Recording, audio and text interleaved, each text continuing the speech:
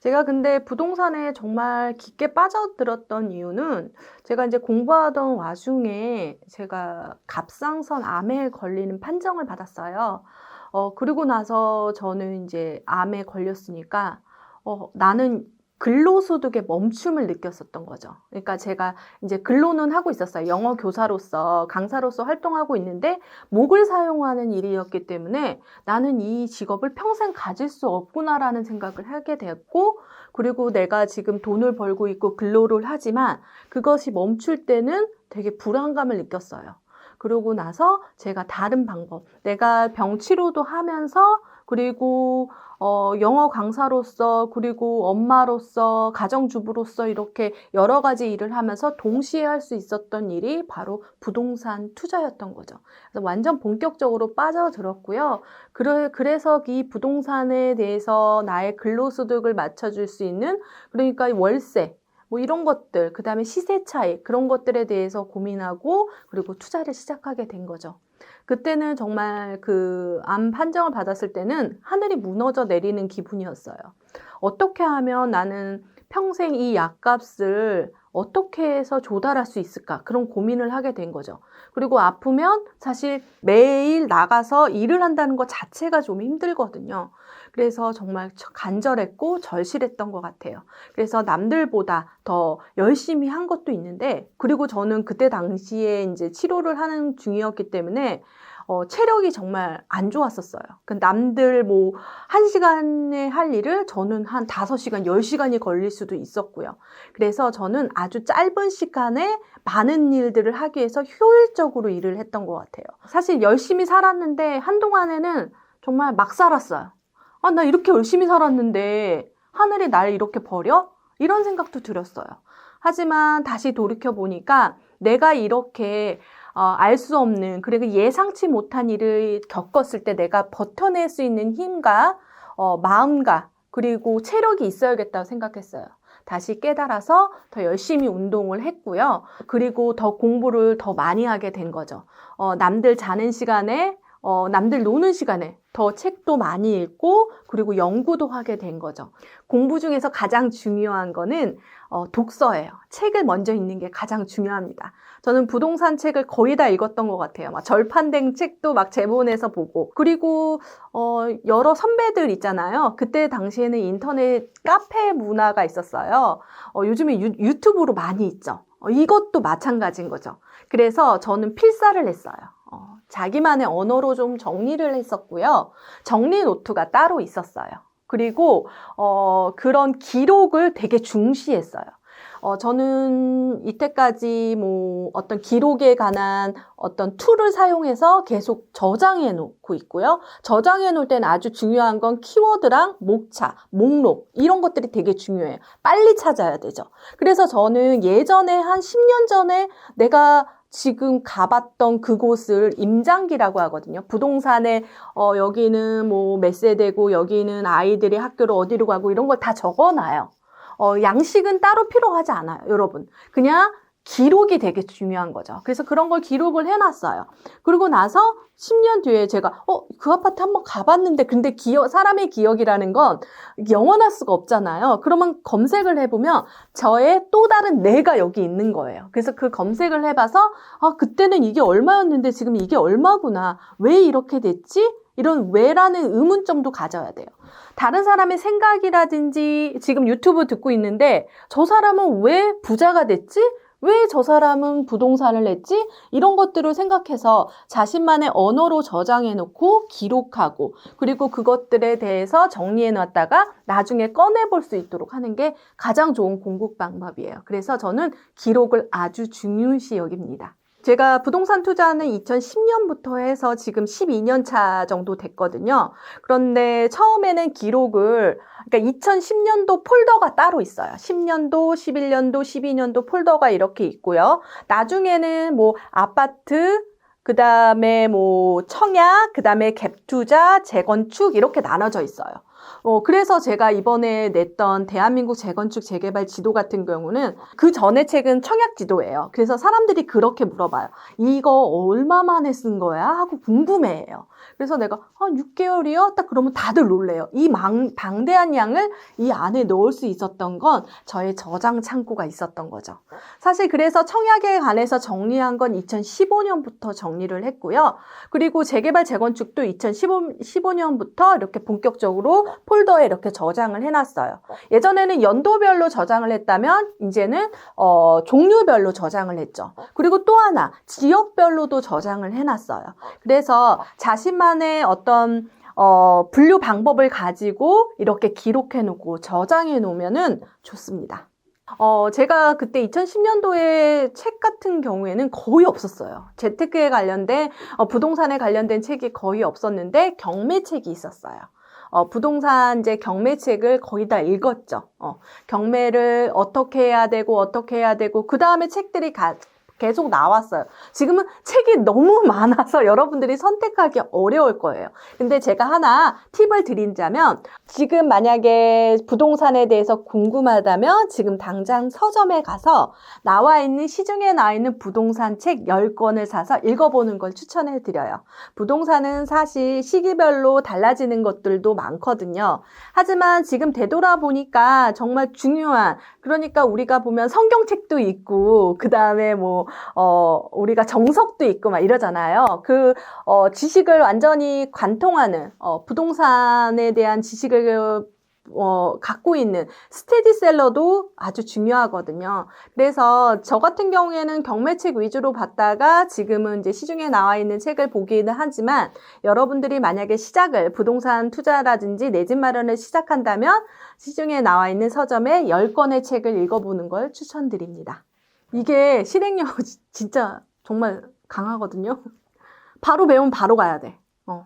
그럼 여러분, 오늘 제가 원초분 띄라고 그랬잖아요. 원초분 띄어야지. 안 하고 책 안 읽고 뭔가서 얻으려고 하면 안 돼요. 그러면 저는 한번 그 지식을 알잖아요. 그날 다 해야 돼요. 근데 그게 돈이 안 될 수도 있어.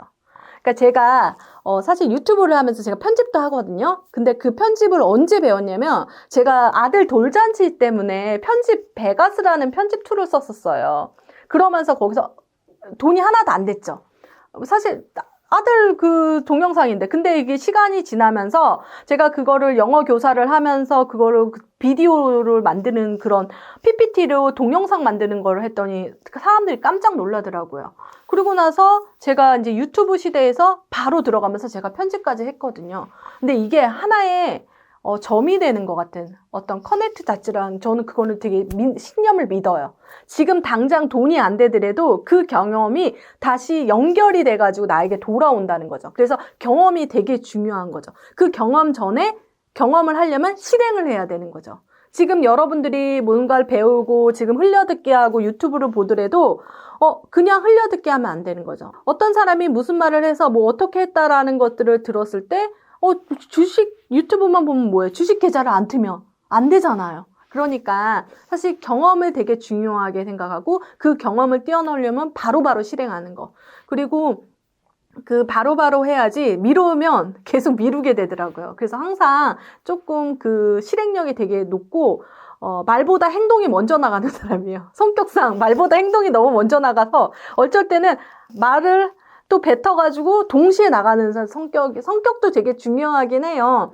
그런데 중요한 건 경험과 실행, 그것을 빨리 하는 게 제일 좋다. 그런데 힘들어도 해야 된다. 그리고 그게 지금 당장 돈이 안 되더라도 괜찮다. 나중에 된다. 제가 이제 이 방송을 보시는 분 중에선 제가 나이가 조금 많을 거예요. 그러다 보니까 나이가 많다 보니까 이런 경험을 해보니까 지나가는 사람한테도 얘기해주고 싶은 거예요. 지금 좌절하지만 지금 하고 있는 일이 돈이 안 돼도 괜찮아. 하고 있다는 게 중요해. 라고 얘기하고 싶어요. 그리고 지금 생각이 바뀐 거, 많은 사람이 소비하는 것들이 있잖아요. 그런 것들에 대해서 내가 생산자가 될 수 없는가 고민을 하게 되는 거죠. 유튜브만 보지 말고 유튜브를 한번 찍어봐. 이런 것들. 그리고 옷을 그냥 홈쇼핑에 팔지 말고, 홈쇼핑에서나 이렇게 쇼핑에서 산다고 하면 내가 한번 팔아보면 어떻게 한가. 저는 스마트 스토어 되게 유행했었잖아요. 스마트 스토어에서 강의 팔아본 적 있어요. 바로 그날 당장 만들었어요. 스마트 스토어를. 스마트 스토어 엄청 많이 들었는데 이거 오픈 안 하시는 분 많잖아요. 그러니까 오픈하는 거지. 무엇을 팔까 고민도 안 해. 그냥 오픈을 하고 사업자 등록을 막 하고 그리고 단순하게 뭐 PDF 자료를 올려서 한번 팔아보고. 근데 그게 되게 많이 팔리진 않았어요. 그렇지만 저에겐 경험이죠. 나중에 그게 이제 어떻게 이제 다른 플랫폼으로 들어갈지, 그거에 대한 장벽이 되게 낮아지는 거지. 그래서 경험과 실행이 되게 중요한 것 같아요. 임장은 생활의 임장이고요. 매주 한 번씩은 가는 것 같은데, 그 전에 이제 데이터들도 있기 때문에 그렇게 되는데, 되게 보는 게 중요한 것 같아요. 제가 이번에 불인이를 위한 강의를 한번 준비를 하는데, 그 전에 강의 들었던 애들을 이제 모아놓고, 이렇게 얘기했죠. 뭐가 제일 중요한 것 같아요? 라고 얘기했더니 가서 직접 보는 게 가장 중요하다라는 거죠. 사실 지금 온라인 시대고 뭐 VR이라든지 메타버스라든지 뭐 이런 거 같은 경우 되게 많지만 부동산은 부동산이잖아요. 움직이지 않는 동산이니까 내가 가야 돼. 내가 가서 봐야 되는 거죠. 그리고 부동산이지만 거기서 변화돼요, 얘가. 아까 노후화돼서 새 아파트로 변하고 그런 것들을 직접 눈으로 봐야 되고 그리고 거기서 시세에 대해서 생각을 하는 거죠. 제가 진짜 재미난 얘기를 해줄게요. 제가 요즘 당근마켓에서 필라테스를 이제 구매를 하려고 알람 설정을 해놨어요. 필라테스를. 그래가지고 제가 다른 운동을 하는데 필라테스를 100개 끊어서 하기는 너무 힘든데 몇 개만 하고 싶어서 이렇게 했더니 계속 물건이 올라오는 알람이 올라와요. 그래서 이제 시세를 보게 되는 거죠. 10,000원이면 비싼 거고 회당 10,000원이면 비싼 거고 7,000원이면 사람들이 살까 말까 고민하고 5,000원일 땐 바로 사는구나라는 거를 계속 알림이 올리니까 그리고 거래 완료가 뜨잖아요. 그래서 보니까 그래서 이제 제가 5,000원 주고 1회당 그거를 샀어요. 바로. 그래서 이제 했는데 그걸로 보고 알았던 게 뭐냐면 계속해서 끊임없이 봤던 사람이 그것에 대해서 싼지 비싼지를 판단하는 거죠. 모르면 모르는 거예요. 근데 얘는 바로 들어왔을 때 10,000원이야? 고민하게 돼. 이게 싼 건가 비싼 건가. 5,000원일 때? 5,000원일 때 놓쳤거든. 이게 싼 건가 비싼 건지 모르니까. 사실 부동산이 두려운 건 몰라서 그러는 것 같아요. 그래서 시간을 두고 어떤 시세의 변화라든지 이 시세가 왜 변하는지를 한번 본다면 조금 더 쉽게 접근할 수가 있는데 사실 그 중에서 가장 중요한 건 임장활동이라고 하는데요. 직접 가보는 것도 중요하고요. 가보는 게 발품이라고 하면 시세조사는 손품이라고 그래요. 품을 팔아야지만 여러분들이 또 부동산에 대해서 공부를 잘 할 수가 있거든요. 그래서 그런 시세조사라든지 그런 걸 끊임없이 한다면 더 좋고요. 그리고 사실 기록이 중요하다 그랬잖아요. 임장활동을 해서 꼭 기록하기. 어디 갔다 왔다. 그 양식은 없어요. 되게 어려워하는데 그냥 단순하게 이제 어떤 느낀 점이라든지 이런 것들을 써놓으면 좋고 뭐 부동산 소장님 예쁘다. 부동산 소장님 친절하다. 뭐 이런 것들 써놓는 거죠. 그러면서 여기는 유모차가 많다. 여기는 뭐 학생들이 많이 지나간다. 뭐 이런 것들도 나중에 하나의 기록이 그냥 단순한 거지만 나중에 봤을 때 좋은 정보가 될 수 있거든요. 그래서 자신만의 정보에 대해서 조금 정리하고 그런 것도 되게 중요한 것 같아요. 그래서 임장활동이 가장 중요합니다. 부자의 마인드는요, 대중하고 달라야 돼요. 대중하고 똑같은 생각을 가지고 있으면 절대 부자가 되지 않아요. 왜요? 부자는 정말 100%, 그러니까 100% 중에서 우리가 부자들 뭐 1%, 뭐 10% 이렇게 얘기를 하잖아요. 그런데 그러면 대중의 생각, 다른 사람의 생각이 90%잖아요. 그 생각을 쫓아가면 안 되는 거죠. 그리고 만약에 그 사람들이 그쪽으로 쫓아가면 왜라는 의문점을 가져야 되는 거죠. 왜 그러지? 아니, 왜 여기는 이렇고? 아니, 저 사람은 저렇게 해서 되고. 그리고 가장 중요한 건 부자가 어떻게 부자가 됐는지를 찾아봐야 되는 거죠. 저도 부자에 대해서 되게 궁금했어요. 어떻게 하면 부자가 될 수 있지? 우리가 단순하게 생각한다면 근로가 떠오르잖아요. 열심히 돈을 모으며. 그런데 그런 기사가 있어요. 30년을 일해도 서울에 집을 살 수 없다라는 거죠. 그런데 집을 산 사람은 왜 집을 어떻게 샀어? 바로 대출과 그리고 여러 가지 방법으로 샀던 거예요. 그런 것들에 대해서 생각을 하게 된 거죠. 그래서 저는 매년 그 KB 국민은행에서 나오는 부자 보고서라고 있어요. 그러니까 그거는 바로 우리 선배님의 리포트인 거예요. 통계 자료인 거죠. 그것도 한번 보고, 그리고 주변의 부자들이 어떻게 부자가 됐는지도 보는 거죠. 저는 실제 부자가 됐던 그 사례를 직접 만나볼 수는 없잖아요. 초기 단계 때는 그런 부동산에서 많이 들었어요.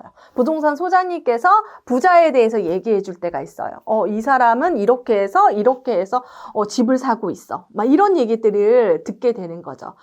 그리고 지금 시중에 나와 있는 부자, 뭐 백만장자 뭐 이야기라든지 뭐 이런 것들도 보면서 어떻게 해나갔는지를 보는 거죠. 최근에 제가 부자들의 어떻게 살아가는지 딱 영감을 받았던 책은 레버리지라는 책이었어요. 모든 걸 레버리지 하는 거죠. 시간도, 돈도 다 레버리지 하면서 부자들은 살아가고 있다라는 거예요. 그래서 그렇구나. 여러 가지 방법을 생각해야 되는구나라는 것을 알게 된 거죠. 그래서 주변에 부자 멘토가 없다면 책으로 부자 멘토를 삼는 것도 방법입니다.